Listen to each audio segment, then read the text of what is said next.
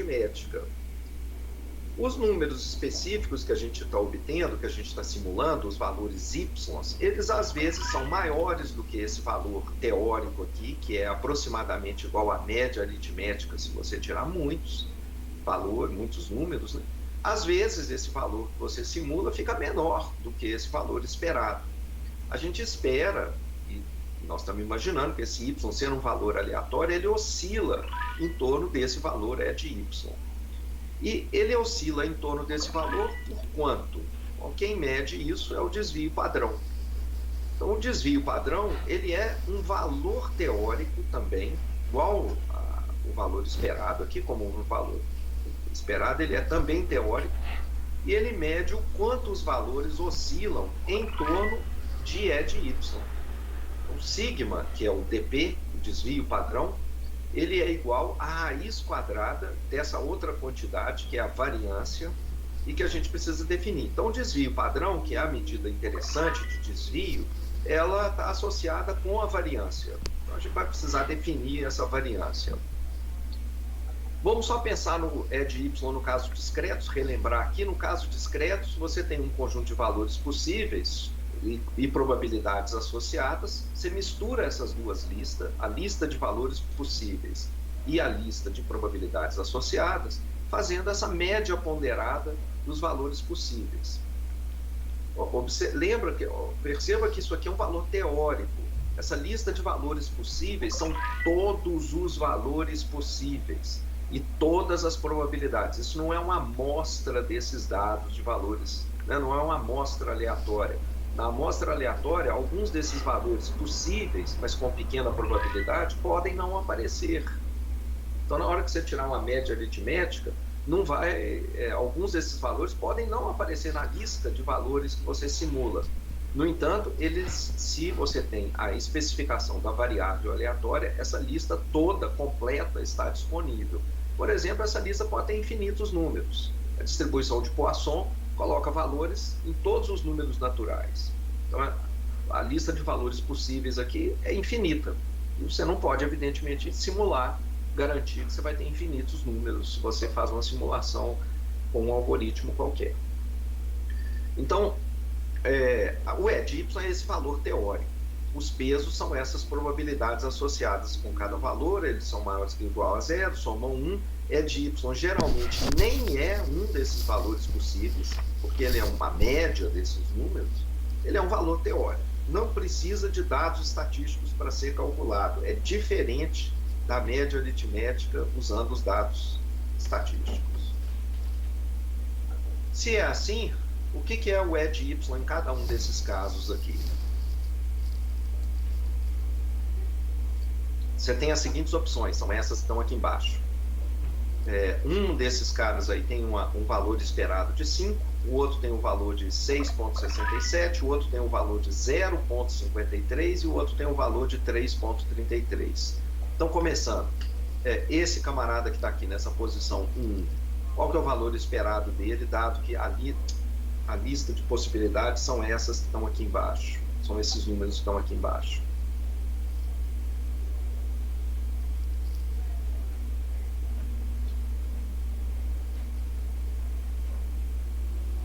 A altura da barra é a probabilidade. Você vai multiplicar cada um dos valores que estão aqui embaixo por essa altura e fazer a média.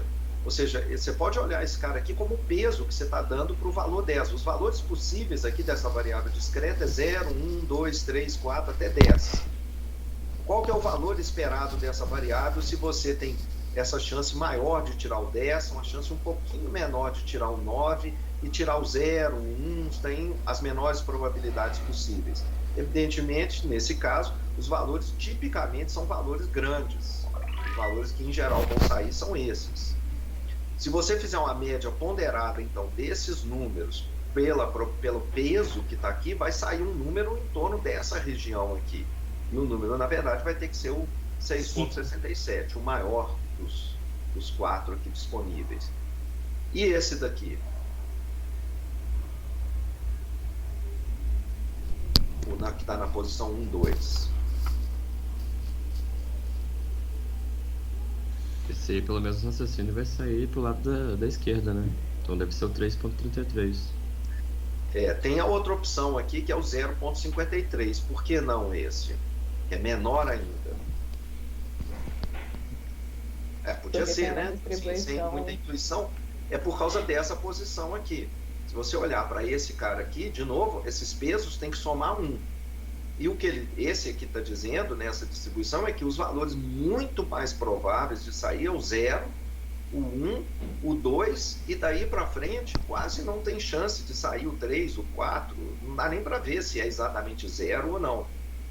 Então esses aqui só saem realmente valores extremamente pequenos, enquanto que aqui em cima, de vez em quando sai um 5, um 6, tem uma chance disso acontecer. Então entre esses dois, claramente esse cara aqui tem que ter uma esperança maior do que esse outro aqui de baixo.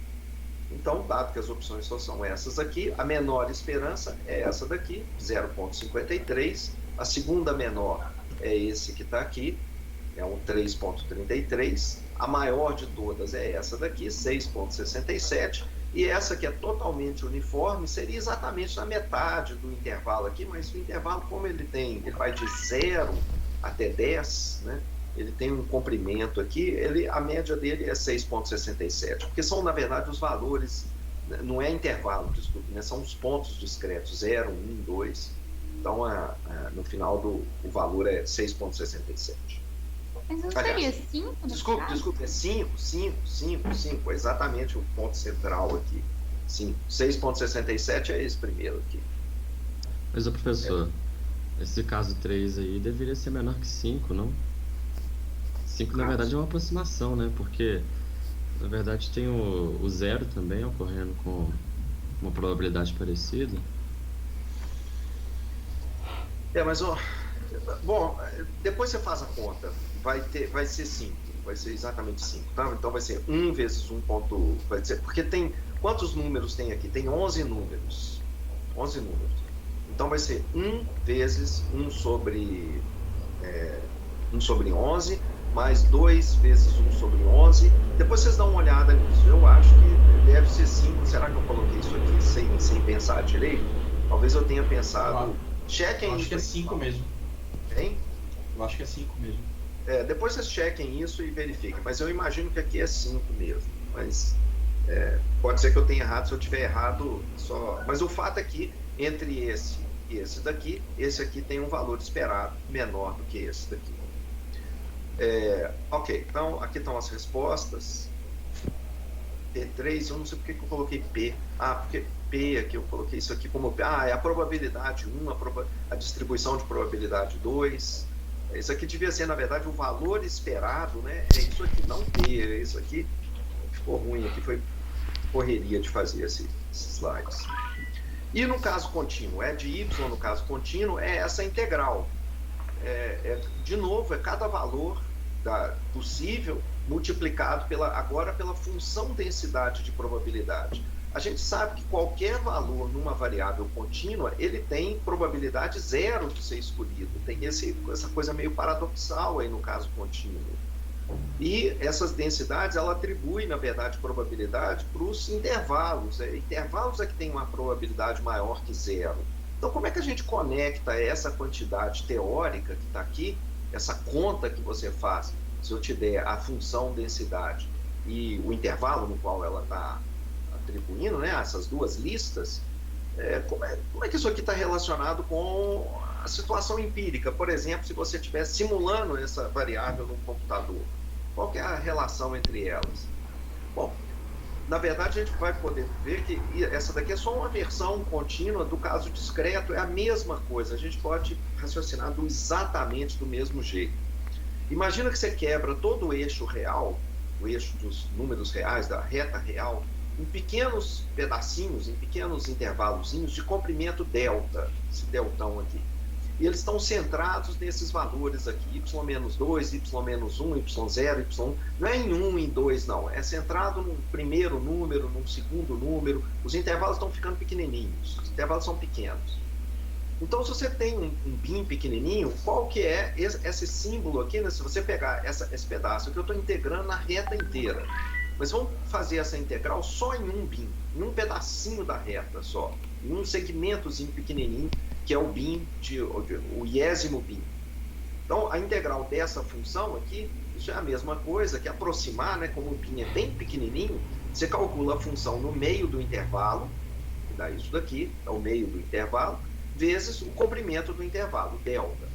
Então, o valor esperado, já que ele é essa integral inteira, eu posso quebrar essa integral nos pedacinhos, né? Fazer a soma sobre todos os bins aqui, somando sobre todos os bins aqui, variando de menos infinito a mais infinito. Isso daqui vai dar aproximadamente essa soma, que está aqui, esse pedaço aqui, né? Eu vou simplesmente somar essas coisas termo a termo.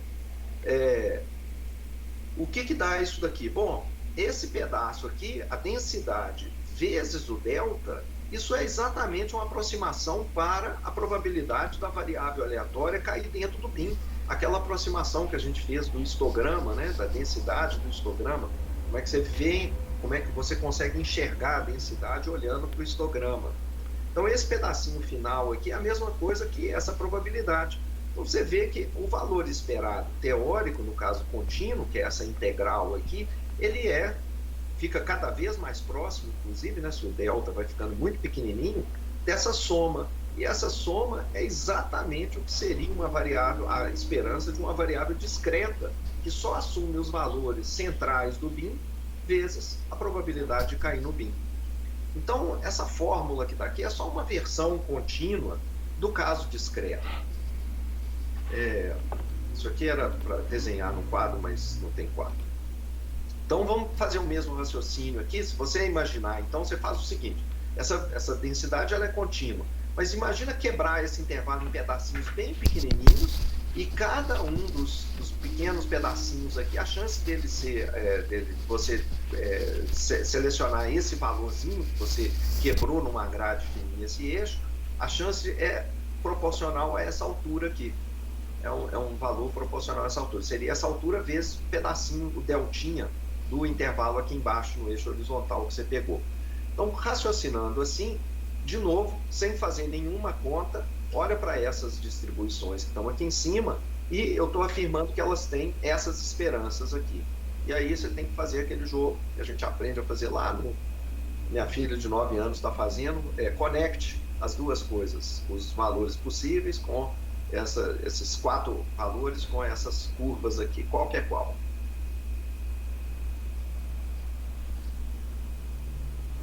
Só tem 3, né?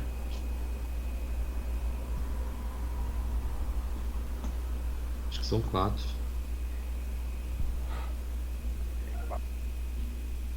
Então, gente, esse daqui seria qual?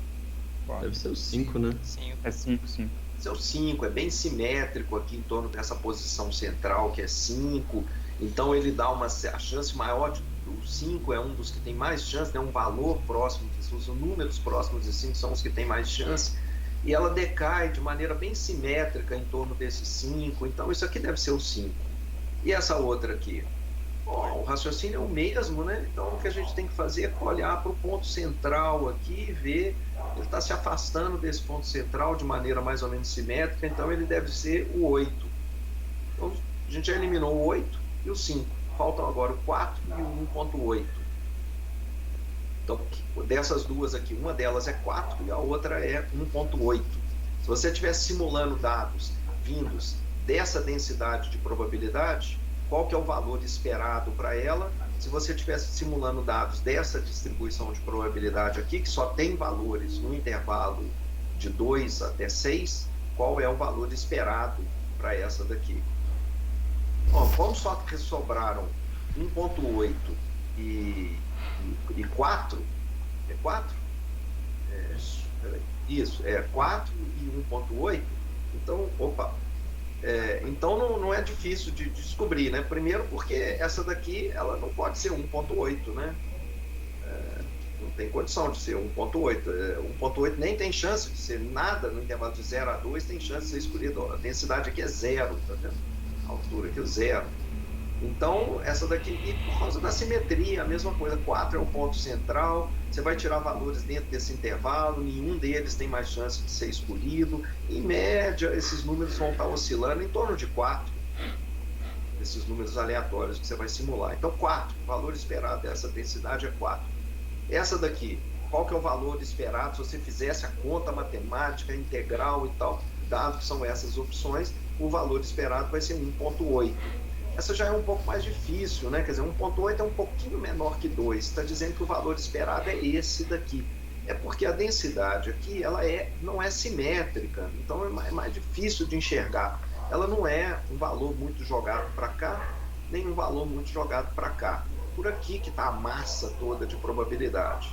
Mas aqui é um pouco menos óbvio que o valor deveria ser esse, mas é esse. Ok. Quais são as propriedades dessa quantidade de esperança?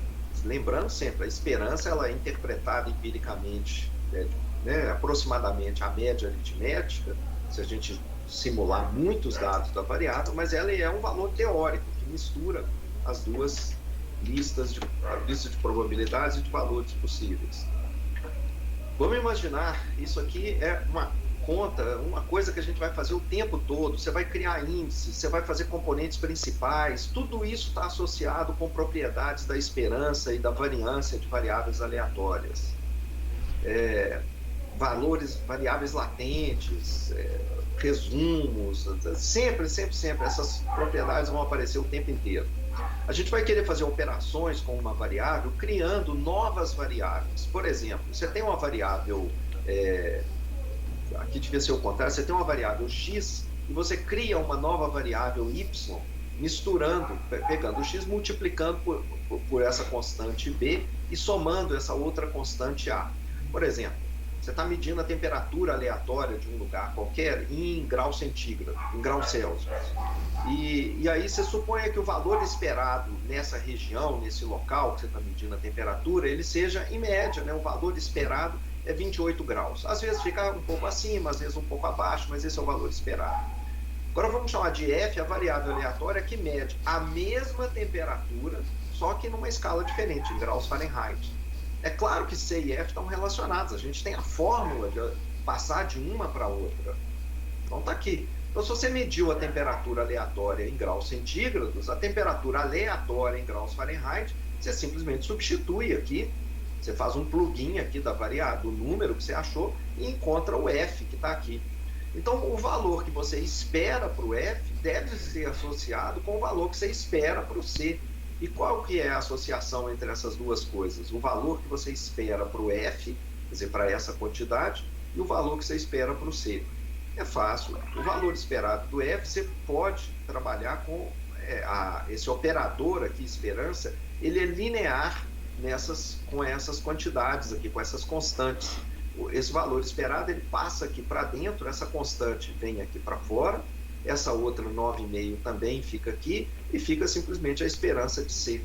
Então, a esperança de uma combinação, de uma transformação linear de uma variável aleatória C é simplesmente igual, a esperança dessa transformação é a transformação da esperança. Você transforma também a esperança pela mesma regra que você tem aqui, pelas mesmas constantes.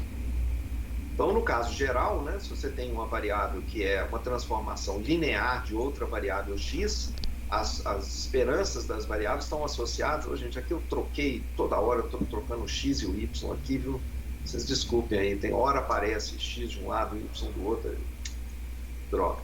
Então, a esperança, se x for a mais b e y, a esperança de x vai ser a mais b esperança de y. Como é que você faz a prova disso? É muito fácil. Eu estou fazendo aqui uma prova no caso específico de variáveis aleatórias discretas, no caso contínuo é idêntico, mas eu não vou passar por isso. Eu vou deixar para vocês lerem essa prova, ela é muito simples, muito elementar. Vou deixar para vocês lerem. Acho que é bastante simples. Tenho certeza que todo mundo... se tiver algum problema, vocês entram em contato comigo. Uma escolha muito especial para essas constantes, quando a gente está fazendo uma transformação linear, é você pegar a constante A igual a menos a esperança da variável e a B como sendo 1. Ou seja, o que eu quero fazer é o seguinte, quero fazer uma transformação, pego x e vou multiplicar por B e somar A. Mas o que eu vou fazer aqui é B vai ser 1 e o A vai ser menos o valor esperado de x. O A é menos mu. De maneira que o y aqui é, na verdade, o x menos essa constante. Essa constante é uma constante teórica, está aqui, ó. Ela teria que ser calculada lá com uma conta, né, matemática e tudo, mas é isso daqui. É simplesmente a variável x subtraída a esperança dela. Então, quando você estiver olhando para essa nova variável, a propriedade básica que a gente acabou de ver, qual que é o valor esperado dessa nova variável que está aqui? A variável y, que é a x subtraída da sua esperança, pela propriedade, vai ser a esperança de x menos a esperança, a constante que está aqui fica aqui do lado de fora, lembra que o mu é uma constante, e esse cara é exatamente o mu, então isso aqui é zero. Ou seja, essa variável y, ela é a variável x subtraída a sua esperança, ela é uma nova variável aleatória que tem esperança zero. A gente diz que essa variável y ela foi centrada na sua esperança. Essa propriedade da esperança ela pode ser expandida, não precisa ser só com uma variável aleatória. Se você tiver várias variáveis aleatórias e várias constantes aqui, e você criar uma combinação linear dessas variáveis, isso aparece o tempo todo, né? Deep Learning é simplesmente ficar fazendo combinações lineares de variáveis que são entradas, são as saídas das camadas anteriores, combinando, isso aqui são os pesos da rede, então isso aqui é direto e reto, esse tipo de combinação aqui. A esperança dessa quantidade, pela propriedade anterior, é uma expansão, uma generalização da propriedade anterior, você simplesmente pode passar o valor da esperança aqui para dentro, as constantes, elas são todas, vêm para fora, ou seja, esse operador esperança, ele é linear, porque ele, se você fizer uma combinação linear, a esperança da combinação é a combinação das esperanças dos valores. Em particular, se você só tiver duas variáveis em vez de um tanto, e tiver as constantes 1 e 1 para essas variáveis, a esperança da soma é a soma das esperanças. É simplesmente fazer essa aqui com A0 igual a 0, A1 igual a 1, A2 igual a 1 também.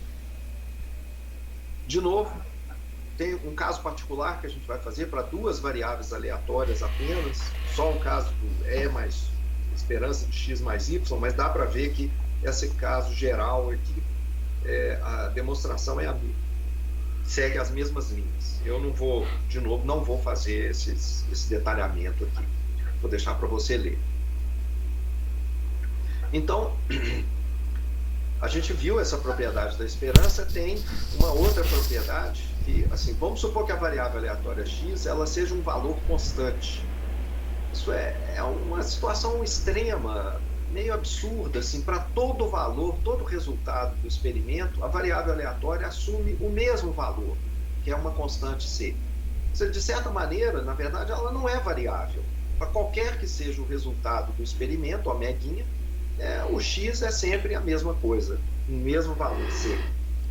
Então, no fundo, parece uma coisa inútil, né? Uma variável inútil, sem interesse, mas vai ter uma certa relevância só para a gente amarrar todo o nosso arcabouço teórico, matemático, né? A gente, de vez em quando, vai encontrar umas variáveis que são curiosamente constantes. Então, a gente vai precisar saber o que fazer nesse caso.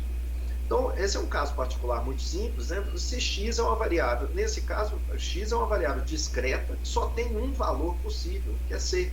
Para todo e qualquer ômega, o valor possível dela é c. Nesse caso, esse valor de c é 1. A probabilidade do x ser igual a c é 1. E a esperança, então, de x é cada valor possível vezes a sua probabilidade. Só tem um valor possível, a probabilidade é 1. Então, o valor, a esperança dessa variável constante é a própria constante. O que você espera olhar? O que você espera achar quando você simular a variável x? Você espera achar o c, é o único valor que ele pode assumir. Ok. No caso contínuo, pode ser que a gente pode ter situações não muito simples. Vamos pensar agora em algumas dificuldades. Até agora a gente andou falando que olha para o histograma, que te dá uma ideia da distribuição. Mas no caso contínuo, isso às vezes é um pouco mais complicado. Se você faz um histograma, como nesse caso aqui, Essas que são dados reais que estão lá no livro texto, depois você pode ver isso, mas com esses dados eu fiz um histograma, e ao fazer esse histograma eu estou achando que é uma distribuição exponencial, mas eu fico todo cheio de dúvidas, porque olha só, aqui nesse intervalozinho a barra ficou bem menor, bem abaixo da densidade. Aqui tem uns pedaços que não tem ninguém, não observei nada. Aqui também eu não tive nada, nessa região eu não tive nada, aqui eu tive algumas observações. Então, será que é exponencial? Essa aqui é a densidade de uma variável aleatória exponencial. Então, a gente pode ficar em dúvida sobre isso, sem muita firmeza, né? E, no entanto, se a gente olhar para esse segundo gráfico, a gente tem aqui o ajuste da densidade, a função acumulada da variável aleatória exponencial, que é essa curva contínua que está subindo aqui, e essa curva que está em degraus, essa outra função aqui que está em degrauzinhos, é a função acumulada empírica, uma função que a gente vai definir agora. E olhando para essas duas curvas, agora a gente parece muito mais próximas essas duas, num sentido intuitivo, do que esse histograma dessa outra curva contínua que estava aqui. Então, olhar talvez para esse gráfico aqui te leva a uma decisão mais simples, mais rápida, ou pelo menos com mais segurança, do que tentar fazer a sua decisão se a distribuição exponencial se ajusta a esses dados, olhando para o histograma. Então, a gente vai começar a falar agora um pouquinho dessa função de distribuição acumulada. A gente já falou dela, né? A gente já falou da distribuição acumulada no caso discreto. Já falamos, não já, gente? Agora aqui me deu uma dúvida. Já falou, Renato. Já, né? Já. Então, a função acumulada, tanto no caso contínuo quanto no caso discreto, a gente já falou, ela é uma função matemática que associa para cada valor do eixo aqui uma altura. Essa altura é a probabilidade de você, ao simular no computador essa variável aleatória, você encontrar um valor menor do que o que está aqui no eixo horizontal. Então, 0,6 é a probabilidade de você ter, ao simular no computador essa variável, você encontrar um valor menor, parece que zero, menor que zero. 0,8 é a probabilidade de você, ao simular no computador o valor da variável aleatória, ele ser menor do que 1, que é 1 aqui, que é o valor que você lê aqui embaixo. Então, no caso discreto, essa função acumulada, ela dá saltos exatamente nos pontos em que a função pode ter probabilidade. No caso contínuo, ela sobe continuamente. Então, a gente já falou disso, acho que a gente já pensou, já falou como que a função densidade como é que a função distribuição acumulada, como é que você passa dessa daqui para essa daqui, e como é que esses dois gráficos estão conectados. Tem aqui o caso discreto também. Qual que é a importância dessa função de distribuição acumulada? Ela é bem menos intuitiva do que a densidade, no caso contínuo, e também menos intuitiva do que as probabilidades dos valores individuais, no caso discreto. Mas ela tem uma importância teórica muito grande. É muito fácil a gente provar teoremas com ela. Existe, porque essa função, a função acumulada, ela existe sempre, tanto faz se a variável é discreta ou é contínua. Ela é uma função que tem seus limites entre 0 e 1. A densidade ela pode ter valores maiores do que 1 em algumas regiões, não tem limite superior máximo. E principalmente essa propriedade matemática que ela é importante. Essa função f, ela é sempre crescente.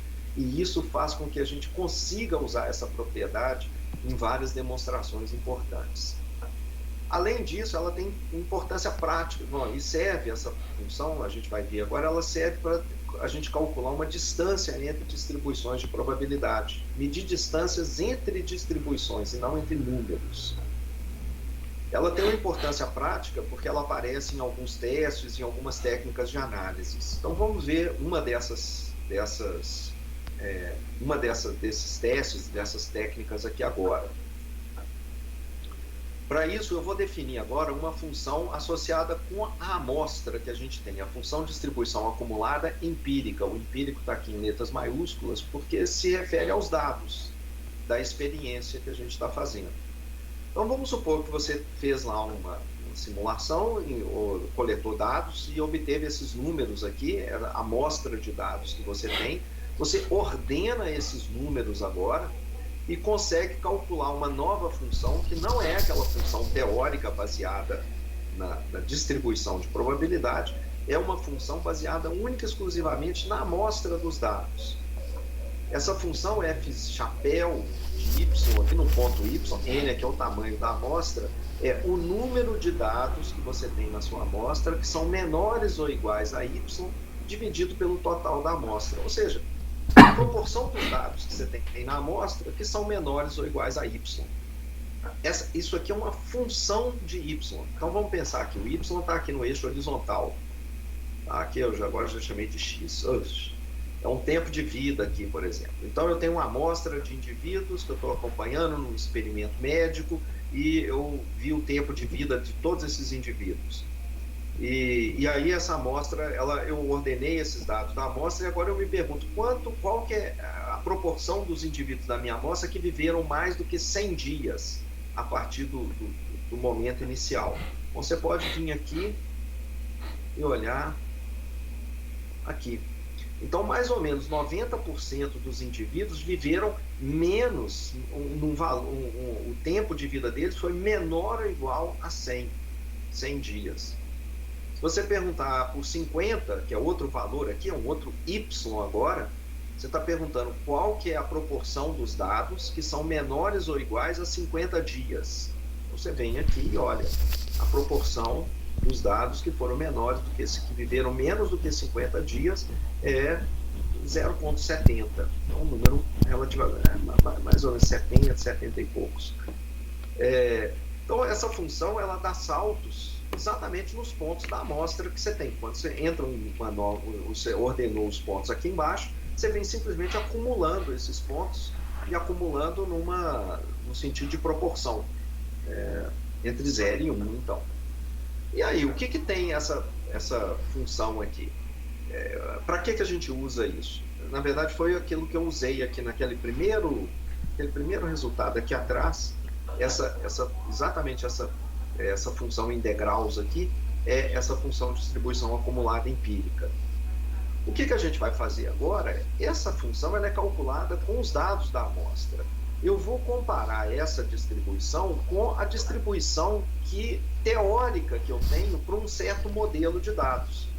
Vamos imaginar que eu adotei um modelo para a variável y que seja uma distribuição exponencial com um certo parâmetro que eu especifiquei, esse daqui. E a minha pergunta é, os meus dados seguem essa distribuição exponencial ou não? Eu podia olhar o histograma e comparar com a densidade de probabilidade da variável exponencial.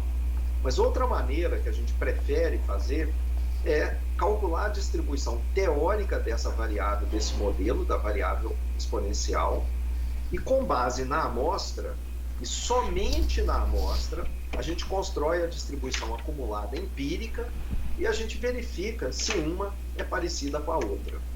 E tem que ser parecida para todo y, né, para todos os valores de y. E como é que a gente verifica se uma coisa é parecida com outra? Bom, a gente vai olhar para o gráfico da distribuição teórica, que está aqui, essa linha vermelha.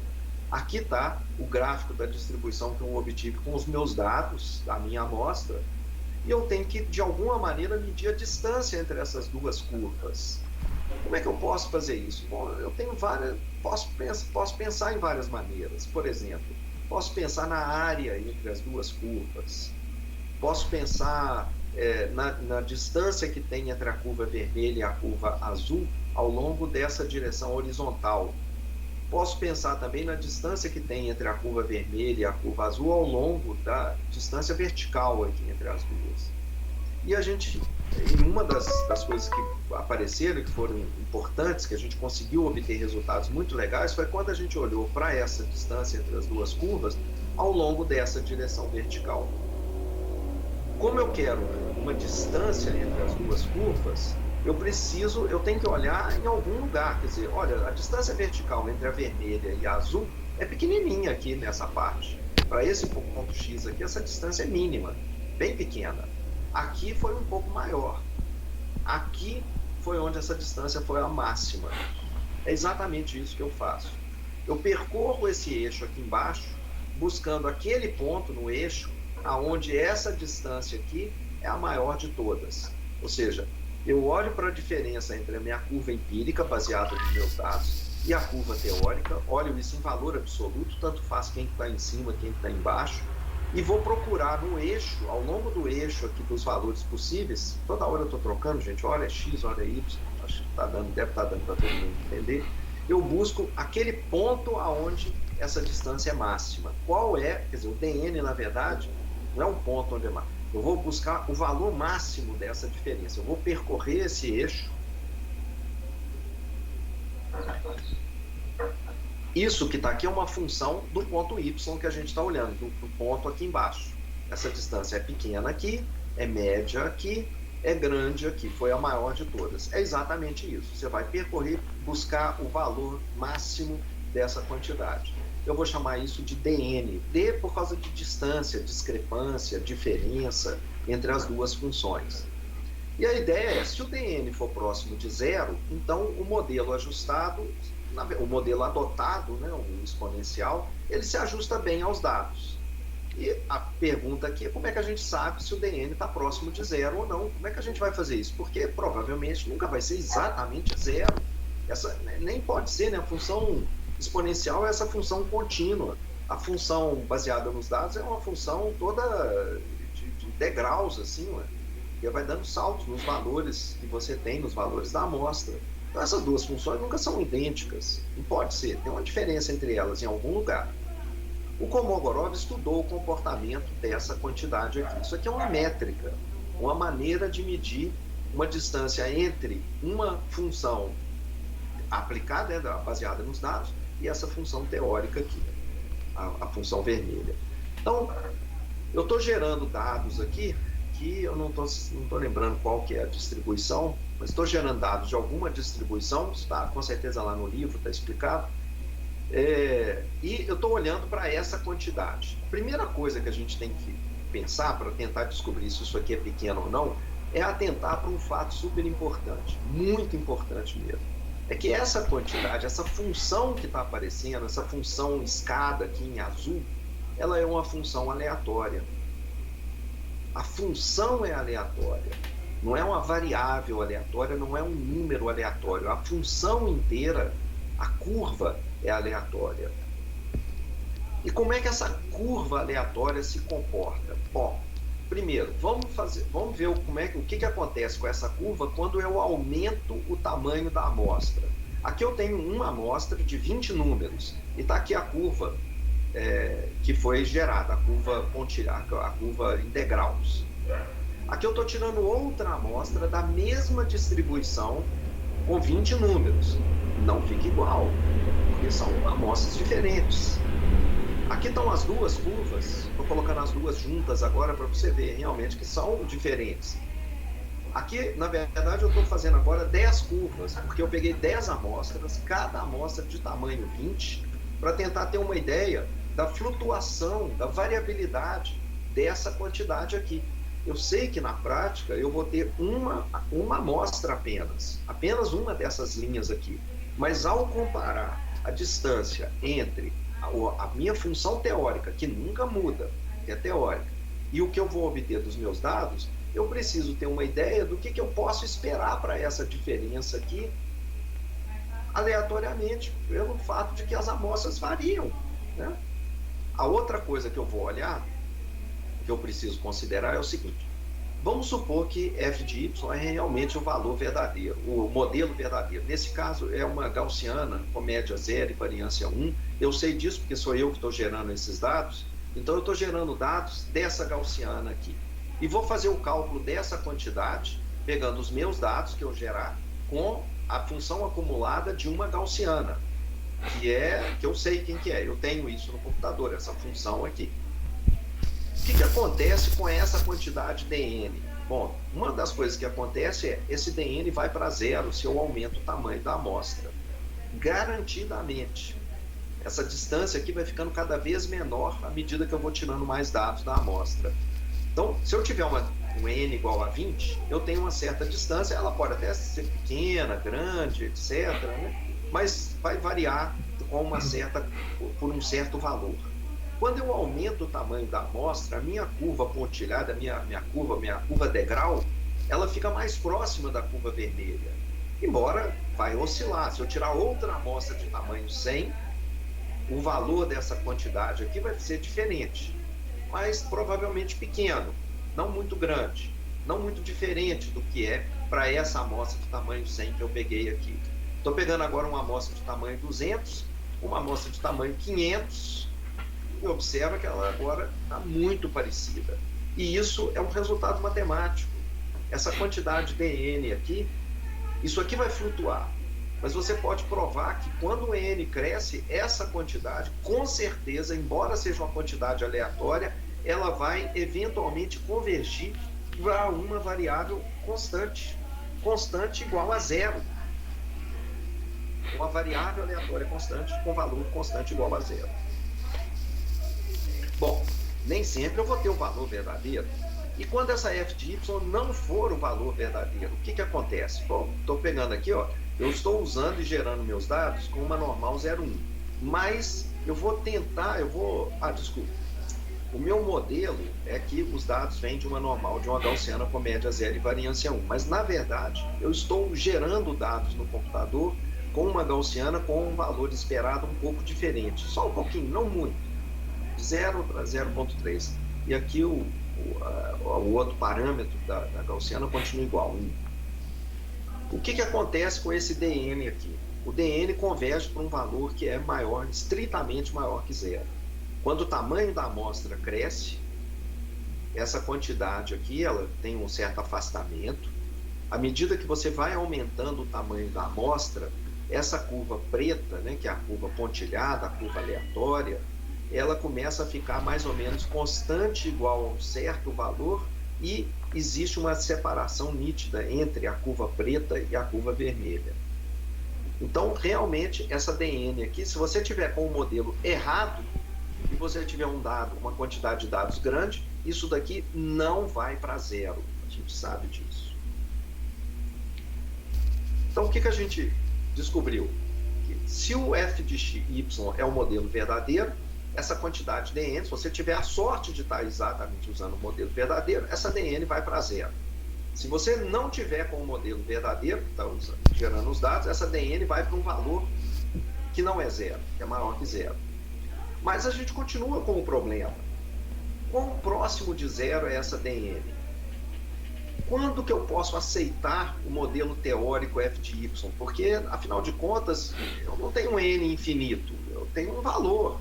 Se eu encontrar lá com um certo tamanho de amostra, vamos supor que eu tenho uma amostra de tamanho 500, eu fiz o cálculo aqui do meu dn com um certo modelo e encontrei essa distância igual a 0,01. Eu posso dizer que isso é pequeno? A gente já viu que essa quantidade depende do n, porque se o modelo verdadeiro está certo, essa dn tem que ir para zero. Então, tem um momento em que até isso daqui pode ficar grande, se o n for grande demais. Então, não é um valor, uma escala absoluta, né? Como é que eu posso medir isso? Como é que eu decido que a distância, essa medida de discrepância, ela já está próxima o suficiente para eu poder dizer que o valor f de y é ok? Olha, esse é um resultado, como o Mogorov mostrou, uma coisa fantástica, que a gente sabe lá, né, Big O, Little O, Ozinho, Ozão, ordem de Ozão.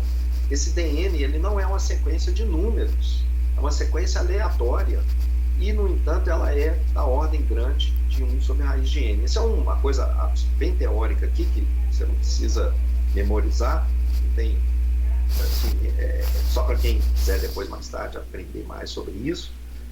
O que esse cara, como Mogorov, russo, matemático russo muito importante, descobriu é que ele conseguiu mostrar que essa DN, essa quantidade de DN, a gente viu que ela vai para zero quando você está com um modelo verdadeiro, se o tamanho da amostra vai para infinito.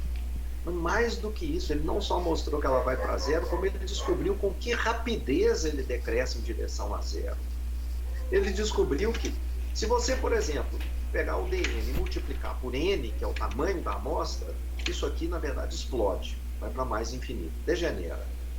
Se você multiplicar por log raiz de n, isso aqui também vai para zero.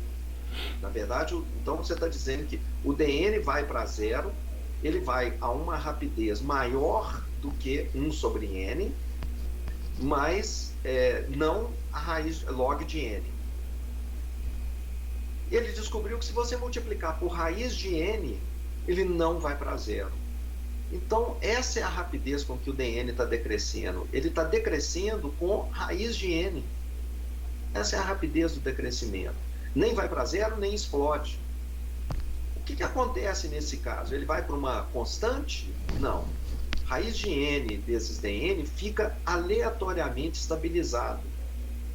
Qualquer outra potência do n aqui, né, leva a um resultado degenerado, mas o que ele descobriu? Que quando você pega o modelo verdadeiro, se você multiplicar por raiz de n esse dn, essa quantidade que vai aparecer, ela não é uma constante, ela é um valor aleatório, k, que tem uma distribuição de probabilidade que não depende do modelo que você está usando, não depende do problema que você está considerando.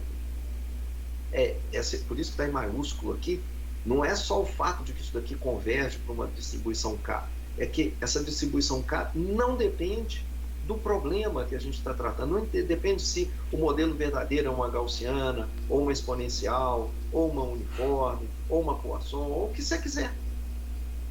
A raiz de n vezes dn é um número aleatório, mas a distribuição é a mesma em todos os problemas.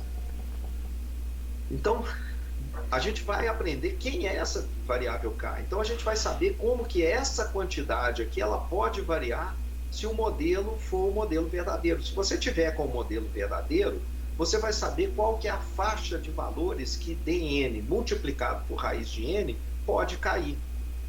Então, isso significa que a gente tem uma métrica universal para medir a distância entre uma função baseada só nos dados e a distribuição verdadeira, qualquer que seja essa distribuição verdadeira. Esse qualquer que seja que dá origem a essa ideia aqui de métrica universal, serve para qualquer coisa. Quem que é essa variável k? Eu estou falando aqui, essa distribuição k. Essa k é a distribuição de uma coisa complicada, chama ponte browniana, Brownian Bridge.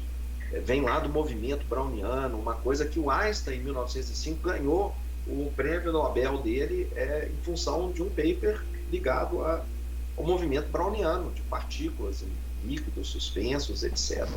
É muito impressionante essas coisas, como é que estão conectadas, né?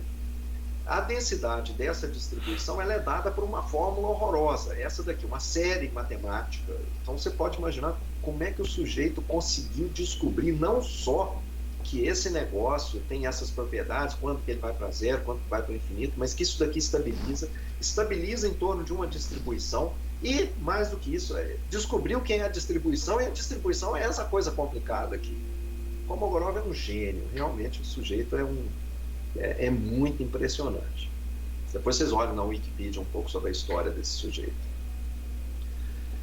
Então, a ideia é, se a gente calcular o dn usando o verdadeiro modelo dy, se você tiver com o modelo verdadeiro, você quer saber, esses dados seguem esse modelo ou não? Pois bem, calcula a sua função, a distribuição acumulada com os dados, empírica.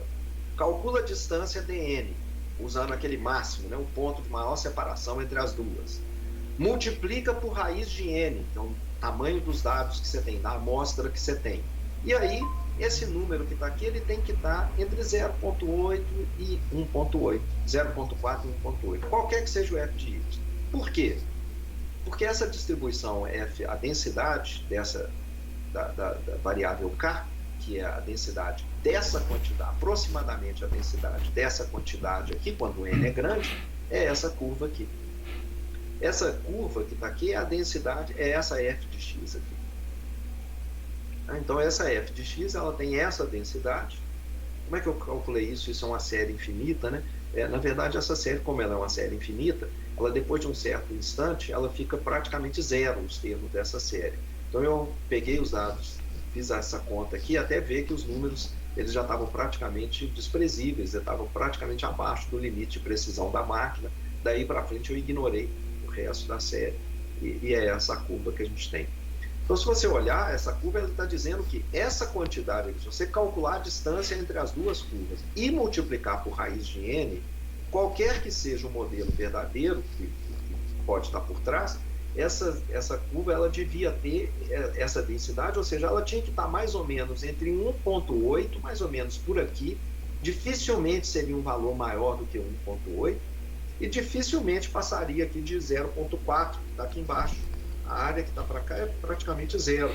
Ela está toda concentrada mais ou menos aqui, entre 1,8 e 0,4. Professor, Alguém falando alguma coisa aí? isso, só uma dúvida. Fala mais próximo do microfone, Ok. por favor. Melhorou? Melhorou um pouco. Certo. Intuitivamente faz sentido o valor, o limite superior em 1,8, porque a gente está calculando a distância. Porém, qual que é a intuição para ter um limite inferior nesse caso? Porque Porque, por mais por exemplo, se o t for zero, a multiplicação vai dar zero de todo jeito. E aí você está dizendo que então a curva não é a curva certa. é porque qualquer... Imagina assim, essa curva que está aqui pontilhada, ela vai se aproximando dessa outra curva aqui, mas nunca é exatamente zero.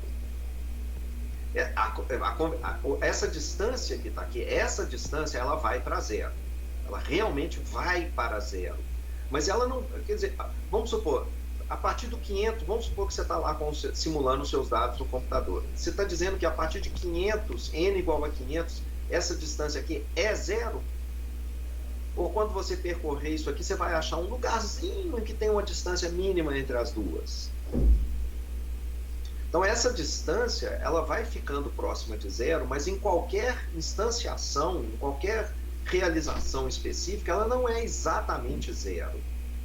E ela não é exatamente zero, e ela vai decrescendo em direção a zero. Quando você multiplica isso por raiz de n, isso aqui fica estabilizado, mostrando que existe realmente, ao multiplicar uma coisa pela outra, né? Não está indo aqui, meu.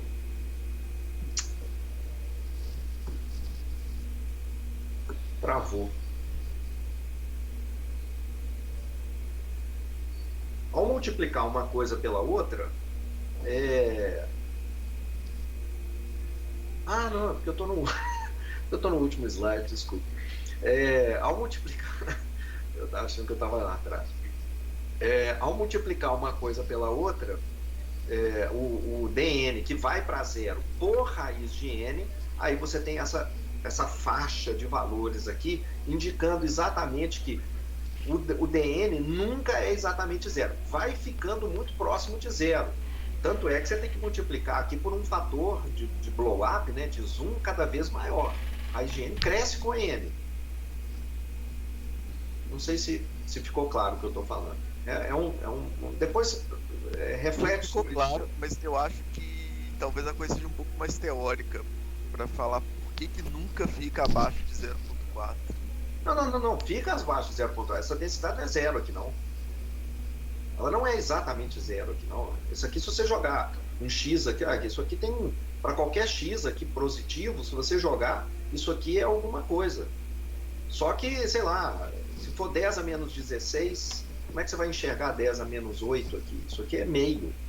Isso aqui, abaixo de 0,0, abaixo de 10 a menos 3, essa linha aqui, você não consegue diferenciar se é zero. Não consegue enxergar isso, não. Então, é extremamente pequena, não é exatamente zero, não. Assim como ela, inclusive, vai até mais infinito aqui para frente. Também. Não, perfeito. Tá? Ok. Então, um resumo aqui da ópera toda, né? Bem longo, mas o que a gente tem? A gente tem dados de uma amostra. A gente está se perguntando se eles foram gerados, se eles seguem uma certa distribuição, são dados independentes vindos de uma mesma distribuição. A distribuição é a hipótese, o modelo que a gente tem que pode estar gerando esses dados. Como é que a gente faz isso? A gente calcula a distribuição acumulada empírica, que é essa curva azul que está aqui, e mede a distância entre as duas. E a distância é essa que está aqui, é esse máximo vertical. Por que que é o máximo vertical? Por que que não é o máximo horizontal? É porque a gente não conseguiu nenhum resultado bacana com o máximo horizontal. A gente conseguiu um resultado fantástico, mais do que bacana, com a distância vertical, coisa do Kolmogorov. Então, essa distância aqui, a gente mede a distância desse jeito e o critério é muito simples. Basicamente, eu estou fazendo aqui uma coisa bem grosseira, eu estou dizendo o seguinte, olha, eu estou olhando para cá e estou fazendo assim, procurando aqui então no eixo, em vez de 1.8, eu estou voltando e falando assim, deixa eu achar um ponto aqui em que 5% dessa área fica acima desse ponto.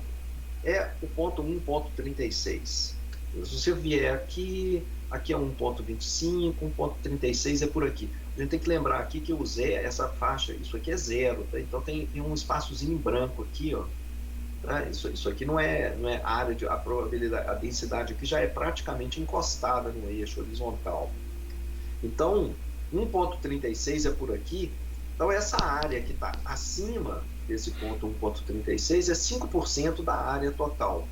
Então uma maneira assim, que a gente tem, que é usual, que é simplesmente uma tradição, não tem por que você seguir, mas o que a gente faz em geral é o seguinte: você checa esse valor de raiz de n dn.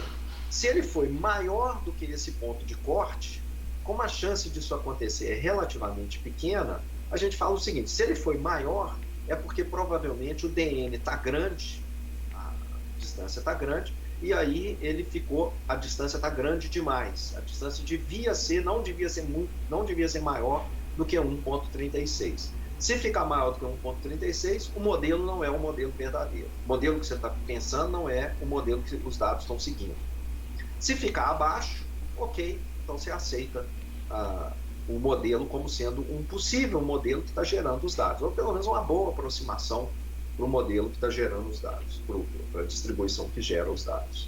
Então é isso. Se for maior, rejeita o modelo, provavelmente os dados não seguem esse modelo aqui.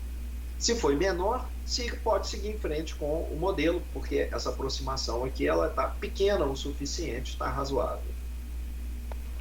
Professor, independente do valor de n? Exatamente. Independente do valor de n. É essa a mágica desse, né? Não só não depende do n, né? Essa porque ela é uma distribuição limite, né? Essa daqui. Na verdade, desculpe aqui, ó. Quer dizer, não depende do valor de n, não. Quer dizer, com a amostra de tamanho 2, eu posso fazer isso? Não. Quer dizer, essa aproximação ela é boa quando o n é relativamente grande. O que é relativamente grande depende do problema, da análise, do tipo de distribuição. Distribuição de caudas pesadas, por exemplo, costumam exigir que essa aproximação só fica boa quando o n é bem grande. Distribuições mais tradicionais, gaussianas e outras, n's de tamanho 50 já está bem razoável essa aproximação aqui. A K, essa K aqui como sendo uma aproximação para a distribuição verdadeira, essa densidade aqui. Então, assim, o n não pode ser pequeno demais. Tem jeito de saber quem é exatamente o n para cada distribuição? Olha, você pode fazer uma simulação Monte Carlo, se você estiver realmente perdendo o sono por causa disso. A gente vai ver a simulação Monte Carlo mais para frente. Se você anotar esse problema aí, a gente posso passar ele como exercício para vocês. Vamos definir quando que o n é razoável para aplicar o teste de Kolmogorov para o dado gaussiano e para o dado de Pareto. Podemos fazer isso mais para frente. Vou tentar lembrar de pôr isso nesse exercício.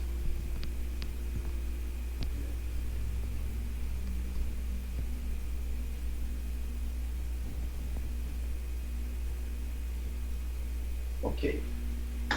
Alguma pergunta mais, gente?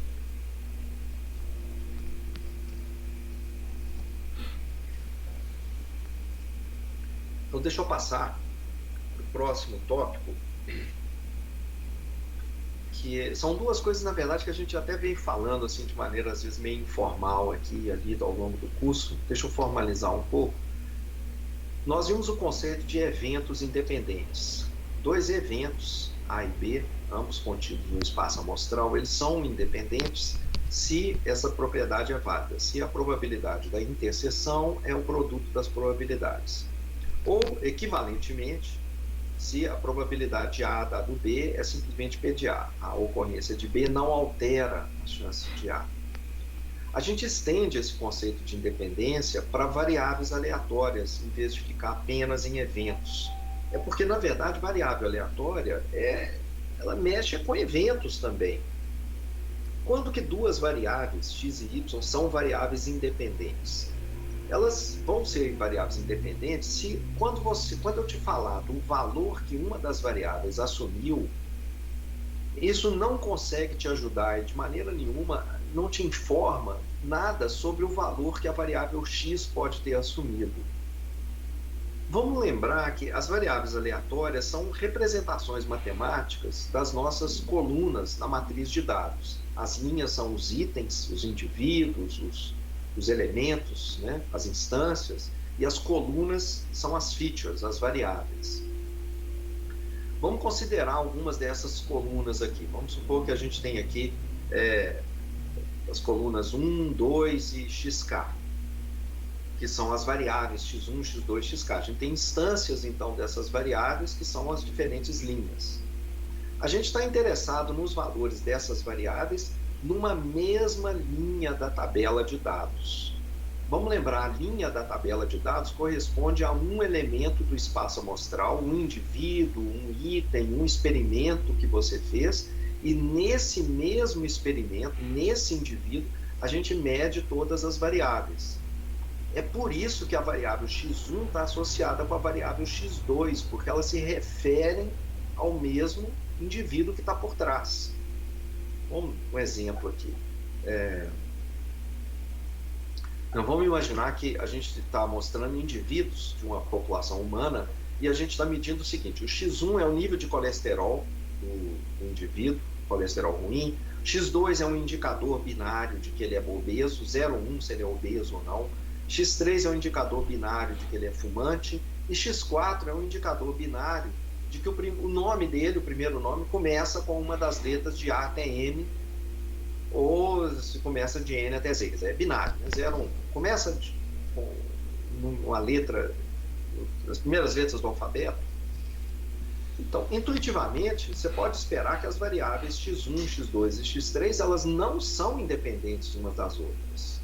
A gente sabe que, em geral, se você me falar que o cara ele é obeso e é fumante, isso provavelmente aumenta as chances dele ter um colesterol mais alto. Isso me dá alguma ideia, alguma expectativa acerca do colesterol dele. Agora, se você me falar que o nome dele começa com a letra C, isso dificilmente me dá alguma informação sobre qual que deve ser o colesterol dele. Não tem associação. Então, outro exemplo aqui. Vamos imaginar N lançamentos de uma moeda. W é a sequência dos N lançamentos. Então, é uma N upla, né, com Cs e cetils, caras e coroas. O resultado W, a Wzinho, vou repetir aqui. Então, o resultado W é uma N upla.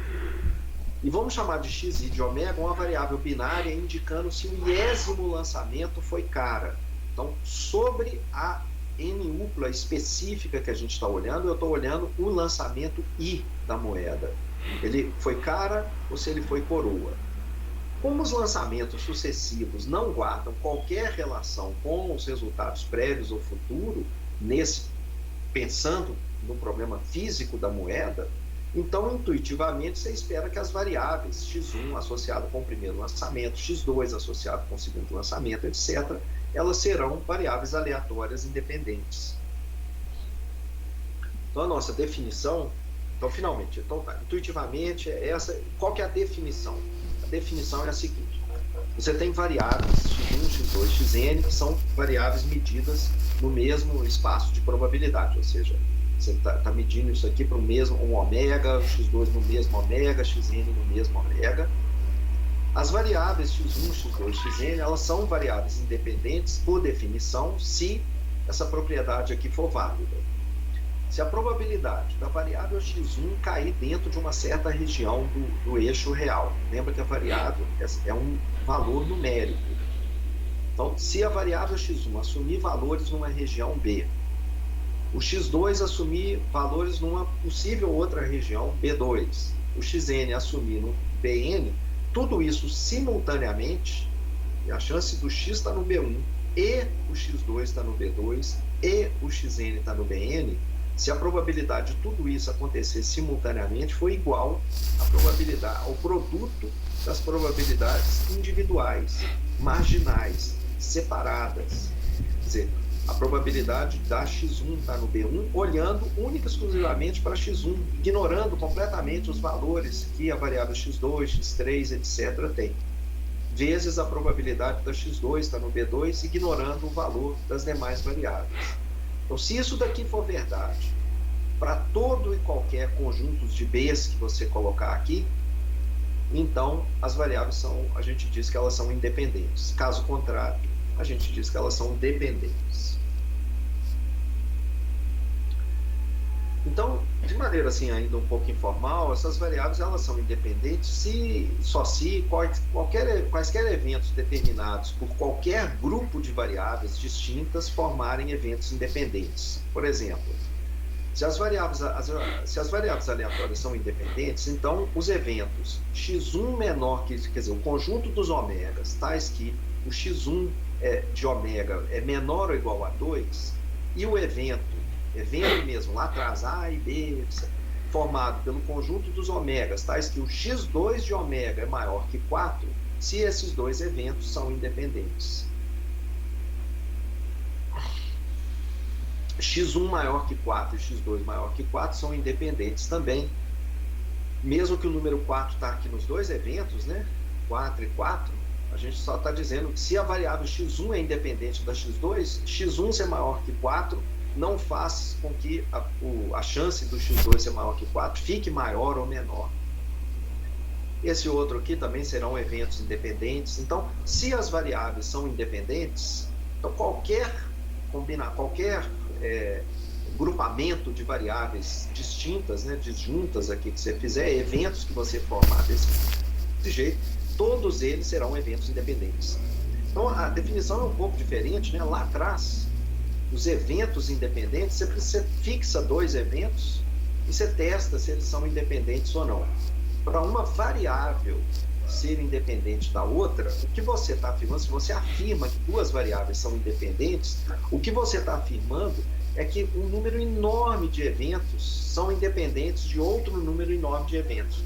Todos os eventos que você formar com a variável x1 vão ser independentes de eventos formados com base apenas na variável x2. E assim por diante.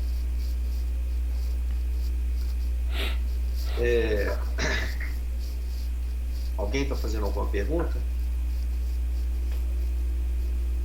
Bom, além de variáveis independentes, uma outra situação que aparece muitas vezes para a gente é quando as variáveis, além de serem independentes, elas possuem a mesma distribuição. Então, se a gente diz que elas são independentes e identicamente distribuídas, se as variáveis elas forem todas independentes entre si, essa definição que a gente acabou de ver, e se todas elas tiverem a mesma distribuição de probabilidade. Então, a gente abrevia isso dizendo que elas são IIDs, independentes e identicamente distribuídas. Quando a gente, em geral, falar que a gente tem uma amostra aleatória de uma variável, o que a gente está dizendo é que a gente tem diferentes variáveis, x1, x2, xn, que são IIDs e que seguem uma mesma distribuição de probabilidade, a distribuição que você está falando que elas têm.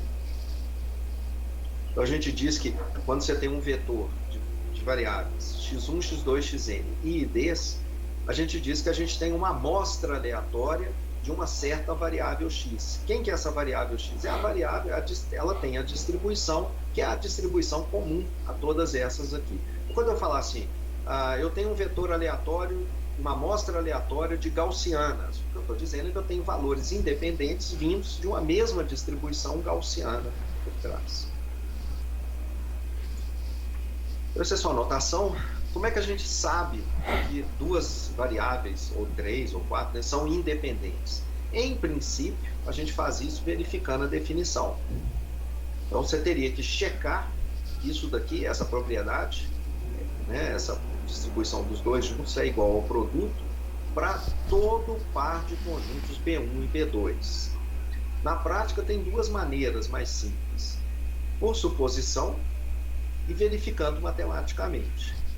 Por suposição, ou seja, o que a gente faz aqui? Assim, a gente não verifica de fato que duas coisas são independentes. A gente simplesmente assume que elas são independentes. Por que a gente assume? De maneira arbitrária? Não. Pensando no problema, não, a gente imagina que uma coisa não está associada com outra. Vamos pensar de novo aqui em situações muito simples. Eu estou medindo o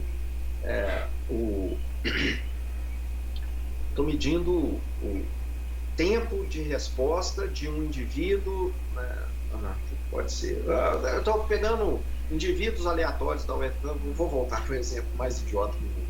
Pegando indivíduos da UFMG e medindo a altura deles, alunos masculinos, alunos do sexo masculino. E aí estou medindo X1 é a altura do primeiro indivíduo, X2 é a altura do segundo indivíduo. Se eu estou escolhendo esses indivíduos completamente ao acaso dentro da universidade, essas alturas elas devem ser independentes, são variáveis que não estão associadas com outras. Você me falar a altura do primeiro indivíduo não me ajuda a pensar em qual deve ser a altura. Não impacta, não faz com que a altura do segundo indivíduo seja maior do que, seja um dos pontos extremos. Né? O primeiro indivíduo é um indivíduo bem alto, ele tem 1,80 m. O que você acha que vai ser o segundo indivíduo escolhido da população? Vai ter mais chance de ser alto ou baixo? Não tem, é independente.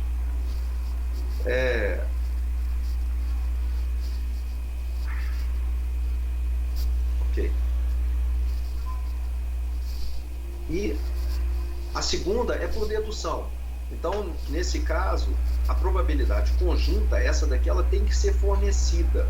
E de alguma maneira matemática, a gente calcula as probabilidades de cada um desses indivíduos aqui separadamente. Nós vamos ver isso daqui a pouco, quando a gente vê vetores aleatórios. A gente calcula essas aqui e aí a gente verifica matematicamente que essa probabilidade, que essa fórmula que você me deu, ela também é igual ao resultado de fazer o produto dessas fórmulas que você tem que encontrar para esses indivíduos aqui, para esses caras separados. Então, por exemplo, aqui deixa eu fazer um caso, já adiantando, que é simples: duas moedas estão sendo lançadas em sequência com resultados X1 e X2, é o resultado da moeda. Então, suponha que os resultados estão aqui, todos os resultados possíveis, aqui estão as probabilidades. Então, o cara tem uma probabilidade θ, que, na verdade, eu estou afirmando, essa é a probabilidade, eu estou te dando essa probabilidade aqui. Não estou nem falando como é que eu obtive ela está aqui. Então, você pode vir aqui e obter as distribuições individuais. A probabilidade da primeira moeda ser igual a 1 é igual à primeira moeda ser 1, e o X2 pode ser qualquer coisa, 0, 1. Olha, mas isso aqui, agora, propriedade de eventos, né? X1 igual a 1, interseção com X2 igual a 0, ou X2 igual a 1. Vai ser a interseção X1 igual a 1 e X2 igual a 0, união com X1 igual a 1 com X2 igual a 1. Esses dois eventos vão ser independentes, então vai virar uma soma de probabilidades. Essas probabilidades estão aqui em cima. Você obtém elas, o X1 igual a 0, 1 e 0, 1 e 0, está aqui, é essa probabilidade. A outra é X1 igual a 1, X2 igual a 1, é essa daqui. Então, está aqui. E agora, você manipulando isso aqui, colocando o θ em evidência, você obtém θ. Então, X1 igual a chance do X1 ser 1 é θ. A mesma coisa, você acha o X1 igual a 0, menos 0. A mesma coisa você faz o cálculo para o X2 igual a 0 e a 1. Você vai ver que X1 tem a mesma distribuição de X2, que é θ, 1 com probabilidade θ. E você verifica também que a probabilidade do X1 e do X2 igual a 1, qualquer número que você colocar aqui, 0 ou 1, 0 ou 1, vai ser igual a esses produtos aqui para todos os possíveis valores de X1 e X2. A dedução matemática que você faz e verifica isso. Se eu te falasse, por exemplo, que a distribuição é essa daqui, a distribuição conjunta. Então, está aqui duas moedas lançadas em sequência E as probabilidades são essas daqui. De novo, não interessa como é que eu obtive isso. Você repete os cálculos anteriores para encontrar a chance do x1 ser 1, a chance do x2 ser 1. E aí você verifica, por exemplo, que a probabilidade do x1 ser 1 e do x2 ser 1, que é essa daqui, ó, θ raiz de θ, isso é diferente. Você obteve esse valor, você tem que fazer uma conta parecida com essa conta que eu fiz aqui. Você repete essa conta. Você encontra o valor para o x1, mas para o x2 você encontra essa expressão mais complicada. E você verifica que essa probabilidade aqui, dessa coisa conjunta, não é o produto dessas duas probabilidades. Então, se essa daqui é a distribuição das variáveis x1 e x2, a distribuição das duas juntas, então a regra do produto não vale, essas variáveis não são independentes. Bom, agora para encerrar a aula de hoje, vou falar de mais um tópico que é transformação de variáveis aleatórias. Isso é extremamente importante porque a geração de variável aleatória no computador, ela é feita fazendo transformações de variáveis. Então nós vamos fazer um capítulo inteiro de simulação Monte Carlo, em que isso aqui vai ser muito importante. Imagina que x é uma variável uniforme em 0,1. E, aliás, toda geração de Monte Carlo começa sabendo gerar um número no intervalo 0,1 com uma distribuição uniforme. Ou seja, qualquer número real tem a mesma chance. A densidade é constante, uniforme, no intervalo 0,1. Agora, imagina que a gente está pegando y igual a x ao quadrado. O quadrado do x. Eu estou falando aqui lado aleatório porque, por causa disso daqui, ó. Imagina que você aqui no intervalo 0,1, você escolhe um ponto x ao acaso. Pode ser esse cara, pode ser esse outro aqui, essas linhas aqui verticais que eu estou adotando. E agora você pega o x ao quadrado. O que é o x ao quadrado? É o quadrado de lado x, a área do quadrado de lado x. Então, você está gerando o lado ao acaso. E depois você pergunta pela área desse quadrado aleatório que você gerou. Então, aqui alguns quadrados, alguns lados que eu gerei ao acaso no computador, e eu estou desenhando os quadrados correspondentes a esses diversos lados que eu achei. Peguei todos esses lados aqui, peguei esses lados, calculei a área de cada um desses quadrados que eu gerei e fiz um histograma da área desses quadrados. Observa que a área do quadrado, ela também é no máximo, 0 é o mínimo, no máximo é 1. Né? Porque o x está entre 0 e 1, x ao quadrado também está entre 0 e 1. Então estão aqui os valores do y. Y é x ao quadrado. Y é x ao quadrado. Vai de 0 até 1, são os valores possíveis e é um valor contínuo nesse intervalo, porque eu estou escolhendo um número contínuo aqui no intervalo 0, 1. Quando eu faço o histograma, eu gerei vários valores aqui, sei lá, 100 valores, do 1000, sei lá, e fiz o histograma. Olha o que eu encontrei. Essa linha, o histograma são as barrinhas, né, que estão por trás, e eu estou colocando uma curva teórica aqui por trás, uma curva vermelha. Então, quando você gera pontos completamente ao acaso no intervalo 0, 1, a área desses quadrados, embora ela se espalhe também de 0 até 1, ela não está uniformemente distribuída de 0 até 1. Algumas áreas menores, mais próximas de 0, acontecem com probabilidade um pouco maior, pelo menos, do que áreas muito próximas de 1. Ou seja, quadrados com áreas muito grandes acontecem com menor probabilidade do que quadrados com áreas menores. Curioso, né? Por quê? Então, é o que a gente quer saber. Eu agora tenho uma variável y que é uma transformação do x. Em vez de eu simplesmente multiplicar o x por uma constante, somar com outra, fazer uma transformação linear do x, eu estou fazendo uma transformação não linear do x. Estou pegando o x ao quadrado.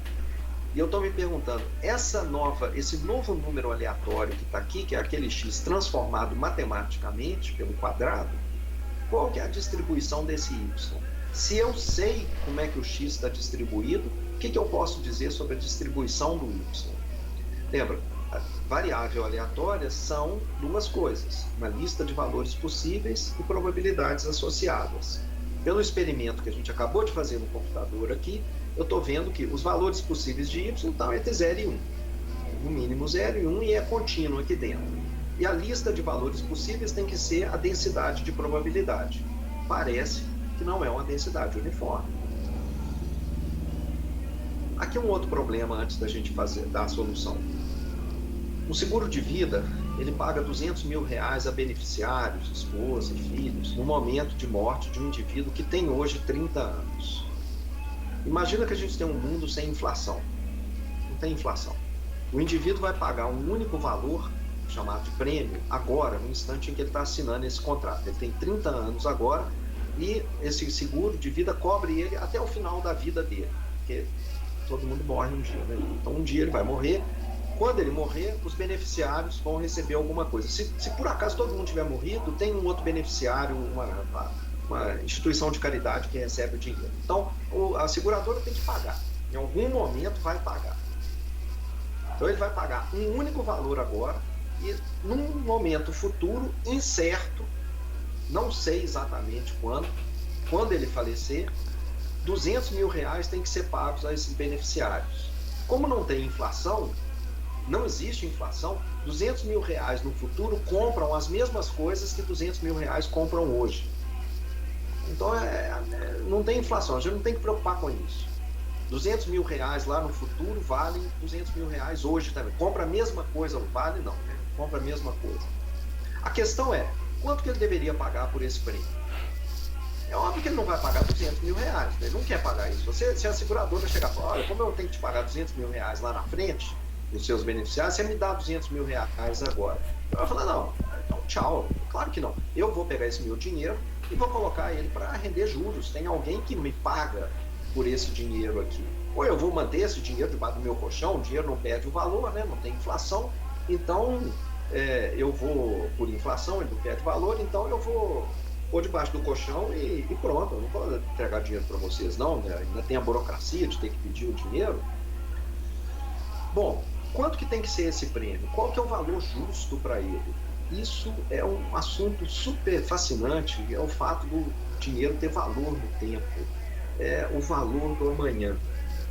Se você quiser ler um livro sobre isso, fantástico, muito pouco técnico, desse cara, Eduardo Gianetti, maravilhoso. Esse é um dos poucos livros que eu li 2 vezes na minha vida. Tem tanta coisa boa para ler, né, que você lê de novo o mesmo livro é outra coisa que você podia estar lendo e não está lendo. E o valor do amanhã foi tão fantástico que eu acabei lendo 2 vezes, gastando meu tempo nisso. Outro livro aqui que eu vou recomendar bastante para vocês, gente, é desse cara aqui, o Tom Griffiths. Com esse outro cara que é um jornalista. Na verdade não tem muita relação aqui com o nosso assunto não, mas só lembrando, esses livros são fantásticos, tá? Eles já têm em português esse mesmo livro. Esse Tom Griffiths, ele é um pesquisador, ele é um cara, ele não é um pesquisador, ele é um gênio.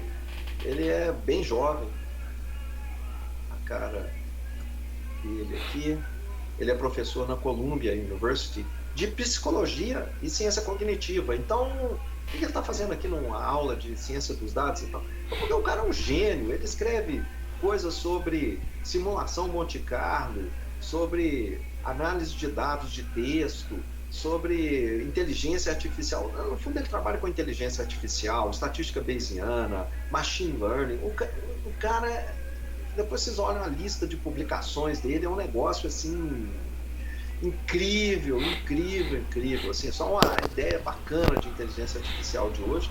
Se você não quiser gastar tanto tempo, tem um TED Talk dele, muito legal, 3 maneiras de tomar melhores decisões, pensando como na verdade devia ser como um cientista da computação, não como computador. Muito bom, muito legal, vale a pena.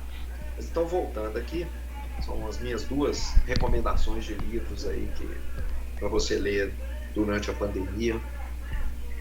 E como é que o cálculo dos juros é feito? Se você quiser, você vê em outros lugares. Aliás, gente, o valor do amanhã, ele vai falar o seguinte, olha, juros é a ideia de que dinheiro tem valor no tempo. Mesmo no mundo sem inflação, ele tem valor no tempo. E vai explicar isso de uma maneira fantástica, muito legal. E, na verdade, ele vai mostrar que não é dinheiro só. todas as decisões na nossa vida, elas têm valor no tempo. E ele faz isso assim, conectando, embora ele seja economista, o livro não tem praticamente nada de economia. Bom, mas falando no seguro, aí nós estamos falando de dinheiro e de economia. Imagina que 0,05 é a taxa de juros real. Existe taxa de juros, se você quiser ler lá no livro do Valor do Amanhã, mesmo no mundo sem inflação, existe sim taxa de juros, porque taxa de juros nunca deixa de existir. Por quê? Porque é o valor do dinheiro no tempo. Isso não tem nada a ver com inflação. Inflação é simplesmente correção monetária. É outra coisa, é outro conceito. A gente, em geral, as pessoas em geral misturam essas duas coisas, mas é completamente diferente. O indivíduo vai viver mais T anos a partir da assinatura do contrato. Daqui a T anos, a seguradora vai desembolsar R$100 mil.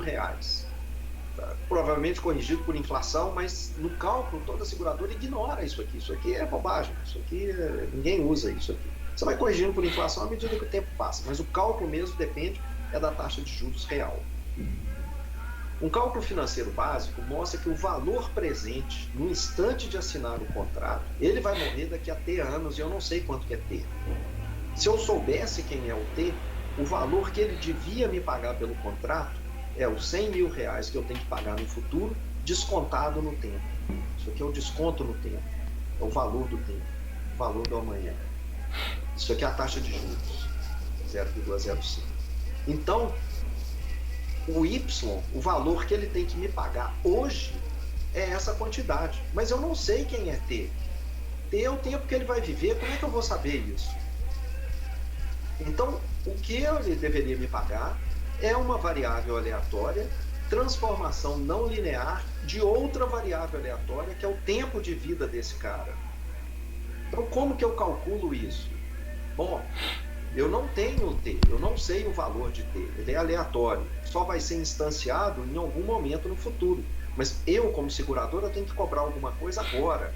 Se eu não tenho T, o que eu tenho se eu não tenho T, eu não posso ter esse Y que está aqui. O que eu vou fazer? Bom, se eu souber quem é a distribuição de probabilidade do T, não exatamente o T para esse indivíduo, mas como que em geral as pessoas vivem, se eu souber a tábua de vida das pessoas no Brasil, eu consigo ter uma ideia da distribuição de probabilidade, quanto tempo em média as pessoas vivem, e com isso eu consigo calcular esse valor de Y. O valor esperado para Y, a solução do problema, o que a seguradora cobra do cliente, é o valor que ela espera para essa quantidade Y, ou seja, o valor esperado dessa transformação aleatória aqui. Isso é um número fixo, essa coisa aqui, e não uma variável aleatória, porque eu não posso cobrar diferente para cada indivíduo que está aparecendo para mim. Quer dizer, eu estou pensando, todos os indivíduos têm 30 anos de idade, são do sexo masculino, tá? A seguradora cobra diferente dependendo da subpopulação, mas fixando a subpopulação, ali dentro todo mundo, independentemente das características do indivíduo, do estado psicológico dele, etc., a seguradora não pode, até por legislação, cobrar um valor diferente. Para alguns indivíduos, de fato, o que você devia cobrar vai ser maior do que esse valor fixo que você vai cobrar de todo mundo. Para outros indivíduos, vai cobrar menos. Quer dizer, esse cara aqui é o cara que, na verdade, viveu pouco. Ele assinou um contrato com você, pagou um valor lá qualquer para a família dele receber R$100 mil no futuro, ele tem 30 anos hoje, ele pagou R$5 mil. Aí ele saiu da porta da sua seguradora, foi atropelado e morreu. Você tem que pagar R$100 mil imediatamente. Então a seguradora tem um prejuízo grande contra esse cara. Para outros indivíduos, ele é um Matusalém. Ele viveu até 105 anos, a mulher já morreu, os filhos já morreram, até a instituição de caridade já desapareceu no mundo e o sujeito está lá ainda. Para esse sujeito, a seguradora recebeu R$5 mil dele lá no passado e nunca pagou nada até hoje. Então a seguradora está no lucro com esse cara. Gente, meu tempo aqui está realmente acabando. Aqui tem uma explicação do valor presente atuarial, que é o valor que a seguradora cobra. Então, a ideia é que realmente os indivíduos eles têm tempos de vidas variados. Imagina vários indivíduos, todos com 30 anos, do sexo masculino, e aqui estão os tempos de vida futura desses indivíduos, é um valor que você nem pode observar, né? Imagina que essas são variáveis aleatórias independentes, porque um indivíduo da seguradora não tem nada a ver com outro cliente dela, são vidas separadas. E tem a mesma distribuição, que é a distribuição dessa população que a gente está tratando, a população de, sei lá, indivíduos masculinos brasileiros. Cada um deles deveria pagar, de fato, uma quantidade diferente. Só que eu vou cobrar o mesmo valor de todo mundo. O valor é de Y. A quantidade esperada desse valor presente que eles deviam pagar para... Então, para alguns indivíduos, os valores Y aqui, eles vão ser um pouco maiores, às vezes um pouco menores do que esse E de Y. A gente sabe que se eu tivesse o Y1, Y2, YN todos, se eu já tivesse se eu tivesse os T's, calculasse os Y's, como é que eu calculo um do outro? Assim, eu tenho aqui o Y tá, se eu tiver o T do indivíduo, eu calculo o Y dele. Então, se eu tiver os T's, eu tenho os Y, se eu tivesse esses Y, eu podia calcular esse valor médio aqui. Esse valor médio, essa média aritmética, é bem próxima do E de Y, que é o que você vai cobrar deles agora. Então, a ideia da seguradora é a seguinte: eu deveria coletar, para eu não ter prejuízo nenhum, isso aqui é o que eu devia coletar, essa soma que são os valores que eu tinha que cobrar de cada um dos indivíduos agora. Mas eu não tenho esses valores porque eu não tenho os Y. Mas eu vou cobrar um valor aproximado, então, porque se eu coletar de cada indivíduo o valor E de Y, quando eu multiplicar N vezes E de Y, o que eu tenho, passo N multiplicando para cá, é exatamente um valor próximo dessa soma. Então, se a carteira de clientes da seguradora for grande, eu espero que esse desequilíbrio se cancele no final. Esse E de Y é chamado de valor presente atuarial. Tem alguns detalhes a mais importantes, a seguradora ainda cobra um pouco mais por risco e outras coisas, mas vamos deixar isso de lado. Então, a questão toda é: como é que eu obtenho a distribuição da variável y igual a h de x? Deixa eu falar isso aqui, gente, pelo menos uma dessas maneiras aqui, mais 5 minutos. Como que eu obtenho a distribuição de uma variável y, que é uma função matemática h, de outra variável x? Eu vou supor que o x e o y são contínuos, são variáveis contínuas, para fazer simples. Tem dois métodos. O primeiro é a inversão do h. Então, o que eu faço é obter a distribuição da y e, a seguir, obter a derivada dessa função. Porque como a f é a integral da derivada, da densidade, se eu derivar a função f, eu tenho a densidade da variável. O outro resultado é use o teorema da transformação de variáveis aleatórias. O método 1 é mais simples e mais intuitivo, mas só serve para casos univariados. O método 2 é matematicamente mais sofisticado, mas permite generalizar para obter densidade de y quando ela for função de várias variáveis. Então, como é que é o método da inversão? Rapidamente, você considera, por exemplo, vamos pegar um caso particular, x², essa função aqui. Como é que você faz isso? O x é uma uniforme 0,1. Bom, primeiro, qual que é a lista de valores possíveis para o y? Se x é o lado do quadrado, o y, que é a área, está entre 0 e 1 também. Pega um dos valores possíveis do y, dentro do intervalo 0,1. Então, nós vamos calcular a função acumulada do y no ponto 0,37. Qual que é a chance da área do quadrado ser menor do que 0,37? Olha, a área do quadrado é menor do que 0,37 se e só se o lado do quadrado for menor do que a raiz de 0,37. Isso é mais ou menos claro. O y é menor que isso. Se você tiver o y aqui, mas o y é x², então x² menor que 37 é a mesma coisa que x, você passa, né, para o outro lado, menor do que a raiz de 37. Então esses dois eventos são os mesmos, então a probabilidade deles também são iguais. Então a chance de você ter uma área menor que 0,37 é a chance de você ter um lado de quadrado menor que raiz de 0,37. Como o x é uniforme no intervalo 0,1, isso aqui é simplesmente a raiz de 0,37. Então, está aqui, né? Eu estou refazendo agora para um valor y genérico e não com 0,37. Então, a densidade da variável y é a derivada dessa função acumulada, é a derivada de raiz de y, que é isso daqui, que é essa curva vermelha que eu desenhei aqui. E que realmente bate perfeitamente com o histograma da simulação que eu fiz com esses dados. Então, como é que é a forma, o caso geral? quando você tiver uma variável y, que é uma transformação de x, você acha a função acumulada do y desse jeito. O y é h de x, inverte essa função h, então, e obtém agora, vai ser a probabilidade do x ser menor ou igual a h menos 1 de y. Então, a chance do y ser menor que h passa o h para o outro lado, e isso é a chance do x ser menor ou igual a h1 de y, que é a função acumulada do x no ponto h menos 1 de y. Depois de obter isso daqui, de ter a densidade da y, deriva, né, em relação a y para ter a densidade de probabilidade.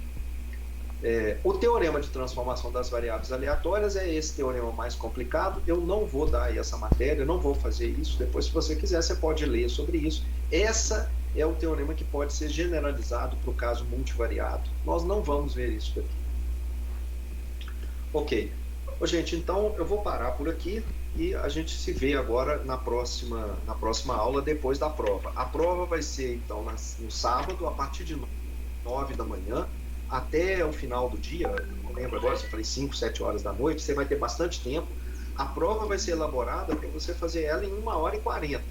Então, você pegando ela lá a partir das 9 da manhã, você vai estar livre dela já a partir das 11. Se você quiser ficar com ela mais tempo, você pode ficar, não tem problema nenhum.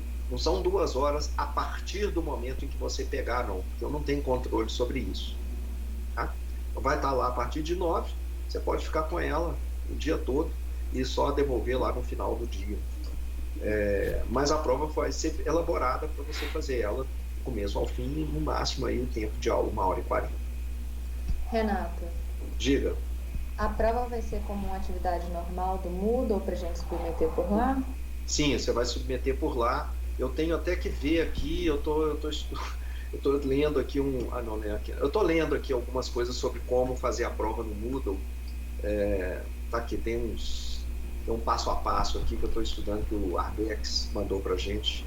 E aí eu tô tentando ver como é que eu vou fazer, tá? Tá, obrigada. Mais alguma questão, gente? Pode falar. Esses slides que o senhor está mostrando hoje aí, está usando, eu estou tentando clicar aqui na página da disciplina e não estou conseguindo acessar eles.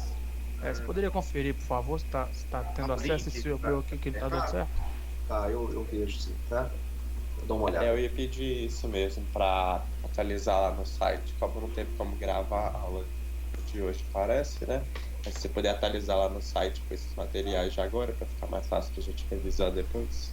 Quem está gravando, por favor, se podia interromper a gravação para a gente ver se foi gravado ou não, porque eu acho que daqui para frente não